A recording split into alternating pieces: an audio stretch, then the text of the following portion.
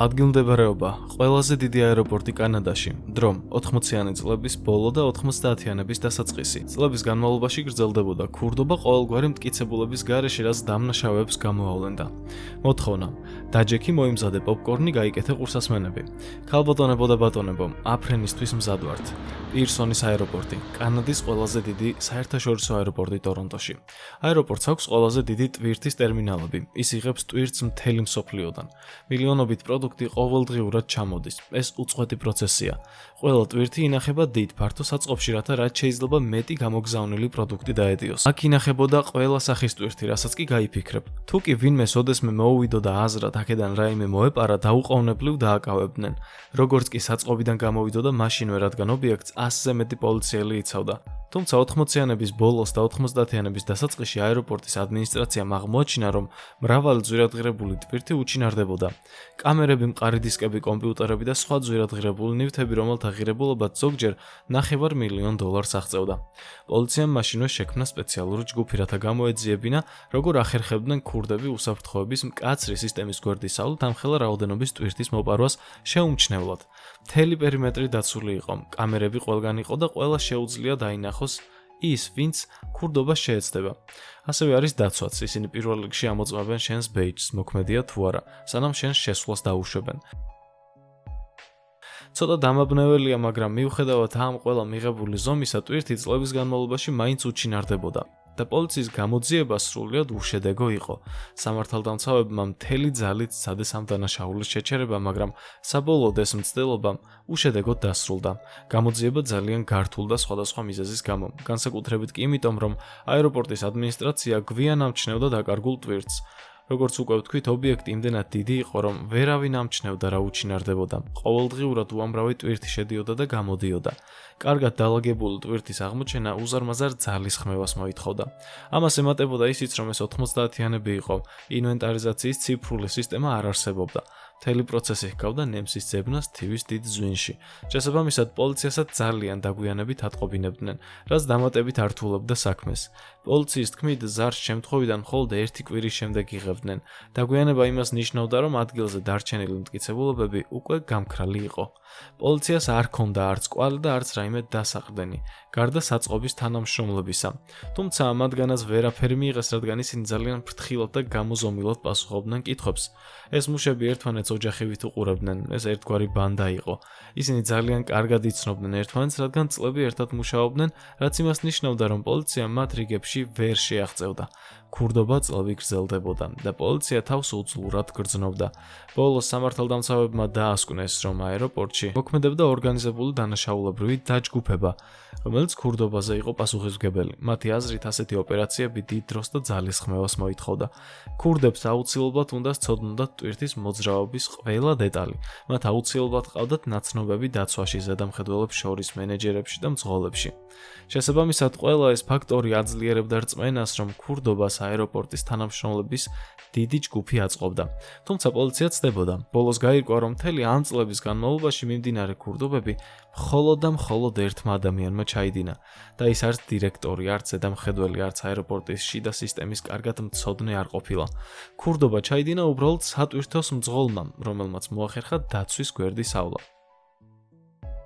და წარმოიდგინეთ, მსოფლიოს მასშტაბით გაყიდა $7 მილიონ-ზე მეტი ღირებულების ტვირთი. როგორ მოახერხა მან ეს? ვიცი, შენს გაინტერესებს, ამიტომაც ნუღელო, პასუხი მაქვს, მაგრამ ჯერ გავიგოთ, ვინ არის ეს ადამიანი. სატვირთოს მძღოლის სახელი არის ჰო ლამ ონგი. ის იყო ვიეტნამელი ემიგრანტი, რომელიც 80-იანი წლების ბოლოს ჩამოვიდა კანადაში, ტორონტოში. ჯიბეში მხოლოდ და მხოლოდ $50. ეს ადამიანი მხოლოდ ერთი მიზნისთვის ცხოვრობდა. გამდიდრებისთვის. ის მზად იყო ყველაფერზე ეთქვა უარი ამ მიზნის მისაღწევად მიუხედავად ფასისა. დაიწყო აზიურ დიასპორაში ინტეგრაციით. ყველას თავაზიანად ექცეოდა, რაც მეგობრების შეძენას უადვილებდა. მუდამ ღიმილით ხვდებოდა ხალხს, რაც სხვებზე ძალიან დადებითად მოქმედებდა და მალევე კარგი რეპუტაცია მოიპოვა. ამის გამო მას ზედმეტსახელად სმაილი შეარქვეს. ცოტა ხანში ბატონ სმაილის შეხვდა ქალი, ასევე ვიეტნამელი ემიგრანტი. მისი სახელი იყო ტერეზა. მათ შორის სწრაფად გაჩნდა ქიმია, ერთმანეთს კარგად ეწყობოდნენ და მალევე მტკიცე ურთიერთობა ჩამოუყალიბდათ. დაქორწინდნენ კიდეც. სმაილი გადავიდა ტერეზას ბინაში საცხოვრებლად, სადაც ერთად ცხოვრობდნენ ტერეზას არასრულწლოვანი 12 შვილთან ბენისთან ერთად. ტერეზა მუშაობდა გადაზიდვების კომპანიაში, სადაც მოახერხა ქმრისთვის სატვირთოს მძღოლის სამუშაოს პოვნა. სმაილების მოვალეობა იყო აეროპორტიდან საქონლის აღება და მისი მიტანა ქალაქის მასშტაბით სხვადასხვა ბიზნესში, მაგრამ ამ სამსახურში ხელფასი მხოლოდ $1600 იყო თვეში, რაც სმაილისთვის ძალიან მცირე იყო და მისი ოცნების, გამდიდრების მიღწევა პრაქტიკულად ამ ხელფასით შეუძლებელი ხდებოდა. სმაილი თავად აწვდიდა საქონელს, რაც ნიშნავდა, რომ მიდიოდა ადგილზე, გადმოჰქონდა ტვირთი, შედიოდა მაღაზიაში და სწორედ ამ დროს ეცნობოდა იმ ნივთების ფასებს, რაც მიჰქონდა. რადგან ის მუდმივად ძვირადღირებულ ნივთებს აწვდიდა, მიხვდა, რომ თუ კი რამდენიმეს მოიპარავდა და გაყიდდა, აუცილებლად გამდიდრდებოდა, მაგრამ როგორც კურიერს არანაირად არ ჰქონდა იმის საშუალება, რომ გადატანილი ტვირთიდან რაღაც მოეპარა. შემდეგ მიხვდა, რომ საუკეთესო გზა საიდუმლოდ მოსაპარად იყო უშუალოდ საწყობში შესვლა, მაგრამ მას არ ჰქონდა საშვი, რომელიც საწყობში შესვლის უფლებას მისცემდა. როცა აეროპორტში მიდიოდა, უნდა წარედგინა თავისი პირადობის მოწმობა და საშვი დაცვის თანამშრომლებისთვის. ეს ბარათი მთელი ვიზიტის განმავლობაში ყელზე დაკიდებული უნდა ეტარებინა. ის საშვი, რაც მას ჰქონდა, აძლევდა უფლებას მხოლოდ საწყობის პატარა ნაწილში შესულიყო, სადაც უნდა დალოდებოდა, სანამ მუშები საქონელს გამოუტანდნენ და თვითონ ჩატვირთავდა სატვირთოში. სმაილიმ გადაწყვიტა, კიდევ უფრო დამეგობრებულიყო ამ მუშებთან. ის ისედაც კარგად ეწყობოდა მათ, პირველივე დღიდან მუდამ ღიმილით ესალმებოდა ყველას. ასე რომ მას მხოლოდ კავშირების გამყარება რჩებოდა და ამ მიზნით დაიწყო მათი ვახშმებზე დაპატიჟება, საჩუქრების მიცემა და ასე შემდეგ. სმაილი განაგრძობდა ურთიერთობების გაღრმავებას საწყობის მუშებთან, ცდილობდა შეექმნა ერთგვარი ქსელი თავისი მიზნის მისაღწევად. ის განსაკუთრებულ ყურადღებას აქცევდა იმ მუშების ამოცნობას, ვისაც მეტად სჭირდებოდა ფული, ვისაც ვალები ჰქონდა ან გადასახადების გადახდა უჭირდა. ის დარწმუნებული იყო, რომ ასეთი ადამიანები მისთვის მარტივი სამიზნეები გახდებოდნენ. ერთ დღეს, როცა ერთ-ერთი მუშა სმაილის სატვირთოს ტვირთავდა, სმაილი მიუახლოვდა და ჰკითხა, თუ შეძლებდა კიდევ ერთი ტვირთის ჩამოტვირთვას, ისე რომ არავისთვის არ ეთქვა ამის შესახებ სანაცვლოდ $2000 გადაუხდიდა. მუშა შოკში ჩავარდა. მისთვის ეს საკმაოდ მასწავლებელი თანხა იყო, თან ვალებში იხრჩობოდა და მყისიერად დათანხმდა ამ შეთავაზებას, რადგან იცოდა, რომ დაკარგულ ტვირთს დიდი ხნის განმავლობაში ვერავინ შეამჩნევდა და მისი კვალიც არ დარჩებოდა. ბატონი სმაილი დაბრუნდა სახლში და გახსნა ის ტვირთი, რომელიც მუშისგან მიიღო. შიგნით დახვდა ელექტრონიკა, რომლის ღირებულობას თითქმის $100,000 იყო. ფაქტობრივად ეს იყო წარმატებული ინვესტიცია. მან გადაიხადა $2,000, რათა მოეპოვებინა $100,000 საქონელი. მაგრამ პრობლემა ის იყო, რომ ამ საქონლის გასაყიდად მყიდველები სჭირდებოდა. ამიტომ დაიწყო კომპიუტერული მაღაზიების მფლობელებთან კავშირების დამყარება და პროდუქტის გაყიდვა შედარებით დაბალ ფასად. ბუნებრივია, ფასები ბაზარზე არსებულზე ბევრად დაბალი იყო. მეორე ჯერზე ბატონმა სმაილიმ ისევ გადაუხადა ერთ-ერთ მუშას, რათა მას დამატებით ტვირთი ჩაეტვირთა. ამჯერად ეს ტვირთი ტანსაცმლის აღმოჩნდა. მართალია ის ნაკლებად ღირებული იყო ელექტრონიკასთან შედარებით, მაგრამ მაინც მომგებიანი გამოდგა. მან შეძლო ტანსაცმლის გაყიდვა თავისი ნაცნობებისთვის ჩვეულებრივზე დაბალ ფასად. ასე გრძელდებოდა ყველაფერი. მისი ქსელი თანდათან იზრდებოდა როგორც საწყობის თანამშრომლების მხრივ, რომელსაც ქრთამით არწმუნებდა, ისე მაღაზიების მფლობელებისა და კერძო პირების მხრივ, რომლებსაც მოპარული საქონლით ამარაგებდა. ეს იყო ის ეტაპი, როცა მისი იმპერია რეალურად იზრდებოდა, თუმცა მას ჯერ კიდევ დიდი პრობლემები ჰქონდა. მოპარული ტვირთი შემთხვევითი იყო, ამიტომაც არ იცოდა წინასწარ კონკრეტულად რას იპარავდა. იქნებოდა ეს ელექტრონიკა, ტანსაცმელი თუ სხვა ნებისმიერი რამ. ყოველ ჯერზე, როცა ტვირთს იპარავდა, ახალ პროდუქტებს იღებდა და უწევდა ახალი მყიდველების ძებნა, ვინც ამ საქონელს შეიძენდა. ამან მისი საცალო გაყიდვების პროცესი ცოტა არეულ-დარეული გახადა და რთულ პროცესად აქცია. ამ პრობლემის გადასაჭრელად გადაწყვიტა თავის ცოლთან ერთად მუშაობა, რომელიც თანამონაწილე იყო მის ქურდობებში. როგორც უკვე აღვნიშნეთ, ისინი ერთსა და იმავე კომპანიაში მუშაობდნენ. სწორედ ამიტომ ცოლმა ტერეზამ თავისი სამსახური მის სასარგებლოდ გამოიყენა. ტერეზას ჰქონდა წვდომა მომავალი ტვირთების დეტალური ინფორმაციაზე. იცოდა, რომელ ფრენაზე მოდიოდა საქონელი, რამდენი ღირდა, სად ინახებოდა. ამ ინფორმაციის მეშვეობით ბატონმა სმაილიმ დაიწყო ყურადღებით შესწავლა, თუ რომელი ტვირთი რომელ საწყობში მიდიოდა. ის ამ მონაცემებს ადარებდა იმ თანამშრომლების სიას, რომლებისთვისაც ქრთამი შეეძლო გადაეხადა. ამ გზით მისი ქურდობები უფრო ორგანიზებული გახდა, რაც საქონლის გაყიდვას უადვილობდა. ზოგჯერ საქონელს მანამდეც კი ყიდდა, სანამ მას საერთოდ მოიპარავდა. მოგების გასაზრდელად და თავის იმპერიის გასაფართოებლად ბატონმა სმაილმა დაიწყო ძვირადღირებული ტვირთების მიზანში ამოღება. თუმცა რაც უფრო მეტ ტვირთს იპარავდა, მით უფრო მეტ სირთულეს აწყდებოდა, რადგან მოპარული საქონლის რაოდენობა უზარმაზარი იყო და მისი გადაზიდვა სულ უფრო და უფრო რთულდებოდა. ამიტომ გადაწყვიტა საქმეში ჩაერთო თავისი გერი, ბენი. ბატონ სმაილის ბენის შვილი ჰყავდა და ბენისაც დიდი პატივისცემა ჰქონდა სმაილის მიმართ. ბენის დაეკისრა ელექტრონიკისა და კომპიუტერული აქსესუარების დისტრიბუციის პასუხისმგებლობა და მან თავი უკეთეს გამსაღებლადაც კი გამოავლინა, ვიდრე სმაილი იყო. მან საკუთარი კავშირები შექმნა კომპიუტერული მაღაზიების მფლობელებთან. მათი ნდობის მოსაპოვებლად ბენი უჩვენებდა ყალბ ინვოისებსა და სავიზიტო ბარათებს თავისი ფსევდონიმით ჟოუ იანგი, რათა შექმნილიყო შთაბეჭდილება, რომ იგი მუშაობდა გადაზიდვების კომპანიაში, რომელიც რეალურად არ არსებობდა. ამიტომ მაღაზიების მფლობელების უმეტესობა სჯეროდა, რომ სრულიად კანონიერად ყიდულობდა ამ საქონელს სანდო წყაროდან. მიუხედავად იმისა, რომ ბენი უპრობლემოდ და სწრაფად ყიდდა მოპარულ საქონელს, სმაილის ოჯახი მაინც აწყდებოდა შენახვის პრობლემას. ხშირი ქურდობის გამო საქონელი გროვდებოდა. ბატონ სმაილი სჭირდებოდა უსაფრთხო ადგილი, სადაც ამ ყველაფერს შეინახავდა. საჯარო საწყობის დაქირავება იყო საშიში, ამიტომაც მან იყიდა ორი სახლი ერთმანეთის გვერდით. ერთში ცხოვრობდა, მეორეში კი ინახავდა მთელ ტვირთს, ის საწყობად გადააქცია. ყოველ დღეს სმაილები მოიტანდნენ ტვირთს და ინახავდნენ მეორე სახლში. მეზობლები ხშირად ხედავდნენ სმაილების სახლიდან სახლამდე მიმოსვლის პროცესს ტვირთით ხელში, რაც უჩვეულო და საეჭვო ჩანდა მათში. ამიტომაც ინტერესიც აღიძრა. ბატონი სმაილის მხიარული ხასიათი მისი ერთგვარი ვალუტა იყო. იგი სასიამოვნო ადამიანი, ყოველთვის თავაზე ანთესაუბრებოდა მეზობლებს და პატივისცემდა მათ.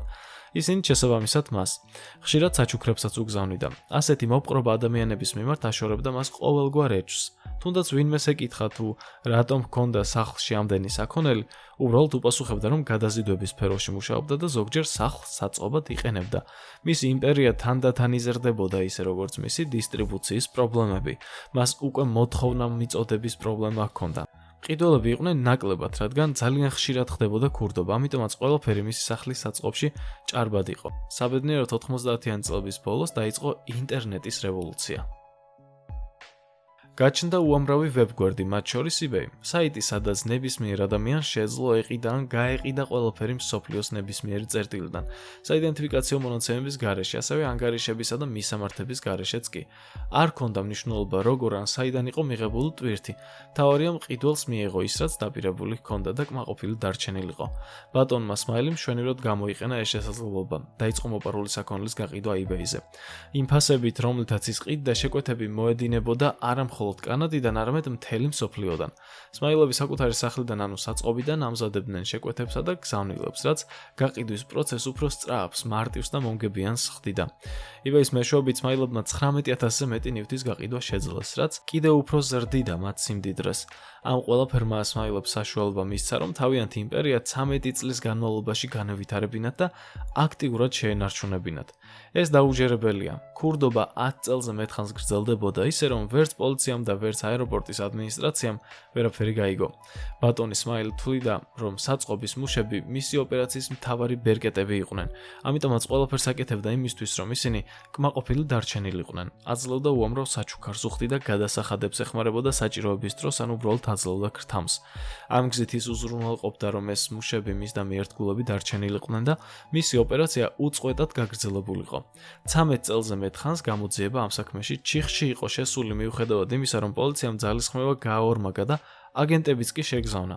მთელი ამ ხნის განმავლობაში სამართალდამცველებს არ ჰქონდათ იდენტიფიცირებული პიროვნება, რომელიც ქურდობაზე იყო პასუხისმგებელი. ისინი მხოლოდ აკვირდებოდნენ, როგორ იტვირთებოდა საქონელი სატვირთოებში და არ ჰქონდათ საშუალება გაეგოთ, იყო ეს უბრალოდ ჩვეულებრივი მიწოდება თუ ქურდობა. ამ გაურკვევლობის გამო პოლიცია უძლური გახდა. ვერ ავიწროებდა ეჭვმიტანილთა სიას. საწყობში ასეულობით თანამშრომელი მუშაობდა, რაც გამოძიებას თითქმის შეუძლებელს ხდიდა. ასე დარჩა ბატონი სმაილის სრული ყურადღების მიღმა. საბოლოოდ 2001 წლის ნოემბერში პოლიციამ პირველი რეალური კვალი იპოვა, როდესაც ერთ-ერთმა კომპიუტერული მაღაზიის მფლობელმა განაცხადა, რომ მისი მაღაზია გატეხეს და დააყაჩაღეს. პოლიცია მაშინვე გადავიდა ადგილზე და დაიწყო ჩხრეკა. აღმოჩნდა, რომ მოპარულ ნივთებს შორის მყარი დისკებიც იყო. პოლიციამ დაადგინა, რომ მყარი დისკების სერიული ნომრები ემთხვეოდა იმ ნომრებს, რომლებიც აეროპორტიდან მოპარულ დისკებზე იყო დაფიქსირებული. პირველად პოლიციამ შეძლო მოპარული საქონლის კვალზე გასვლა. მათ მაღაზიის მფლობელს კითხეს, სად შეიძინა ეს დისკები. მაღაზიის მფლობელმა გაუმხილა, რომ დისკები შეიძინა გადამზიდავი კომპანიისგან, რომელსაც წარმოადგენდა ადამიანის სახელად ჯო და მისცა მისი ტელეფონის ნომერიც. როცა პოლიციამ ნომერი გადაამოწმა, აღმოჩნდა, რომ ეს ბენის ნომერი იყო. ბენი დაუყოვნებლივ დააყენეს მეთვალყურეობის ქვეშ. ეს თვალთვალი პოლიციას დიდად დაეხმარა. ძალიან ინტენსიური იყო და ბევრი ფაქტი გამოვლინდა. დაინახეს, როგორ მოჰქონდა ბენის საქონელი სახლიდან და როცა ბენიმ ავტოფარეხი გააღო, პოლიციამ დაინახა უამრავი რამ. პოლიციამ მიხვდა, რომ ბოლოს იპოვეს ის ქურდი, რომელსაც წლები ეძებდნენ და შემდეგ გაირკვა, რომ სახლის მეპატრონე ბატონი სმაილი იყო. პოლიციამ დაუყოვნებლივ არ მოახდინა მათი დაკავება. დაელოდა, სანამ საკმარის მტკიცებულებებს არ მოაგროვებდა. რათა საქმე შედარებით ძლიერი ყოფილიყო, მათ სურდათ გაეგოთ, როგორ მოახერხა მან ამხელა რაოდენობის საქონლის მოპარვა ასეთი დროის განმავლობაში. სპეციალური გამომძიებელთა ჯგუფი მთლიანად ამ საქმეს შეუდგა და ბატონი სმაილი 24 საათის განმავლობაში კვირის 7-ვე დღეს თვალყურის ქვეშ ყავდათ. ამან პოლიციას მისცა დეტალური ინფორმაცია იმაზე, თუ როგორ ხდებოდა ქურდობა. ისინი დააკვირდნენ, როგორ ჯდებოდა სატვირთოში, მიდიოდა აეროპორტში, ტვირთავდა მასში კანონიერად გადასცემ საქონელს, აწვდიდა დანიშნულების ადგილას და მოპარულ ტვირთს კი სახლში ეზრდებოდა. ამის შემდეგ პოლიცია მზად იყო მოქმედებისთვის.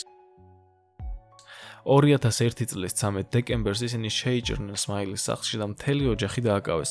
ბატონი სმაილი, მისი ცოლი ტერეზა და გერი, ბენი. პოლიცია გაუგნებული დარჩა სახლში ნაპოვნი ნივთების რაოდენობით. სახლი ფაქტობრივად საწყობად იყო ქცეული. ამასთან ერთად უზარმაზარი თანხა ნაღდ ფულად იდო ყველა კუთხეში, საწოლის ქვეშ, დივანზე, ბენის ოთახში, კიბეებზე, ყველგან. სრული თანხა $1,200,000 აღმოჩნდა. ბატონი სმაილი, ტერეზა და ბენი დააკავეს მოპარული ქონების ფლობის ბრალდებით. სასამართლოს დაწყებამდე ბატონმა სმაილმა თანხმობა განაცხადა დანაშაულის აღიარებაზე, მხოლოდ იმ პირობით, რომ ტერეზას და ბენის გაათავისუფლებდნენ.